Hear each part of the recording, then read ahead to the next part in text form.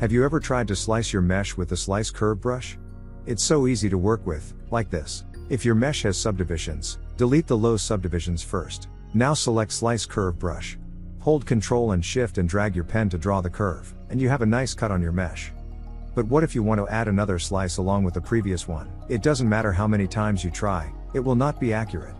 Here is an option in the slice curve tool to help you do it. You just need to hold Ctrl, Shift and spacebar, and turn on B radius. It helps you to have two slices, exactly similar to each other based on your brush radius.